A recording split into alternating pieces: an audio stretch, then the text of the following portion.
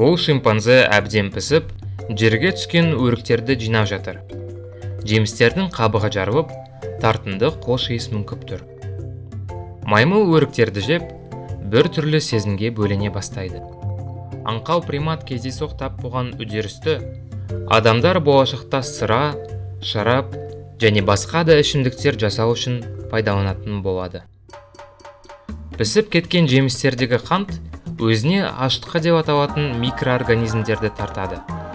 Ашытқылар фруктозамен қоректеніп, алкогольдік сусындарда болатын этанол спиртін түзеді. Бұл үдеріс ферментация немесе ашыту деп аталады. Адамдар ішімдік жасауды нақты қашан бастағанын айту мүмкін емес.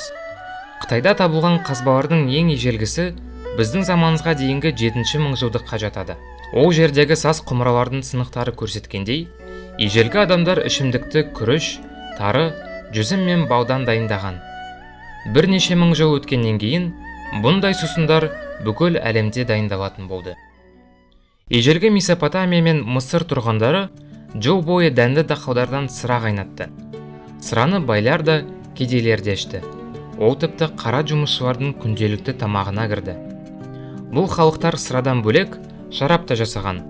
Бірақ жергілікті климат жүзімнің өсуіне қолайсыз болғандықтан, шарап сирек әрі өте қымбат болған. Керісінше жүзім көп өсетін Грекия мен Римде шарап қолжетімді және кең таралған ішімдікке айналды. Ашыту кез келген жемісте өтетін үдеріс. Сондықтан ежелгі адамдар ішімдікті өздері мекендеген жерде өскен кез келген нәрседен жасады. Мысалы, Оңтүстік Америкада жүгеріден чичу жасалды. Оған тіпті галлюцинация тудыратын өсімдіктер қосылған.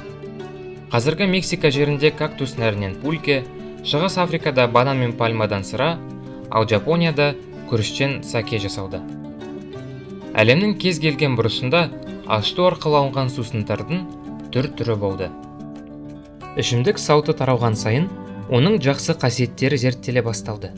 Мысалы, ежелгі Грекияда дәрігерлер шараптың денсаулыққа, ал ақындар оның өнерге пайдалы екеніне сенді.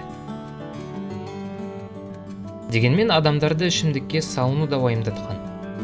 Стоицизм философтары ұстамдылықты қолдаса, алғашқы иудейлер мен христиандар қызмет ету кезінде шарап ішті, бірақ шамадан тыс ішуді күнә деп санады.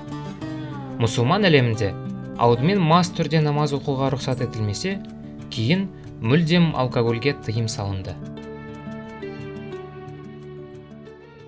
Ашытылған сусындарда алкогольдің мөлшері аз болған. Оның дәрежесі 13%-ға жеткенде, ашытқылар өздігімен жойыла бастайды. Сол кезде ашыту үрдісі тоқтап, алкоголь құрамы тұрақтанады. Сондықтан да мыңдаған жылдар бойы ішімдіктердің мықтылығы шектеулі болып келген.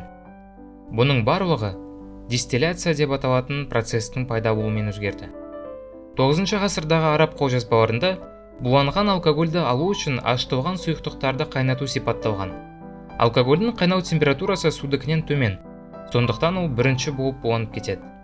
Егер осы буларды жинап салқындатса, спирт пайда болады.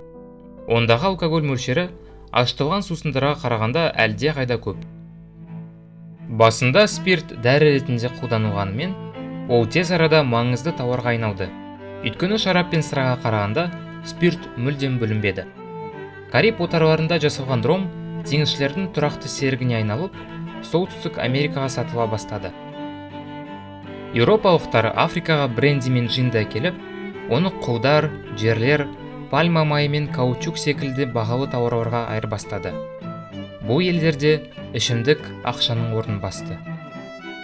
Ұлы географиялық ашулар кезінде алкоголь алыс теңіз саяхаттарында маңызды рөл атқарды.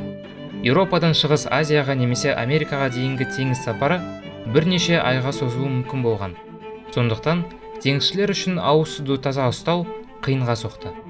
Су борсып кетпес үшін бір бөшке суға бір шелек бренди қосылды. Сөйтіп, 17 ғасырға қарай маймылдың кездейсоқ тамағынан алкоголь әлем саудасы мен географиялық ашулардың түрткісі болған тауарға айналды. Оның қоғамдағы рөлі әлі күнге дейін ерекше.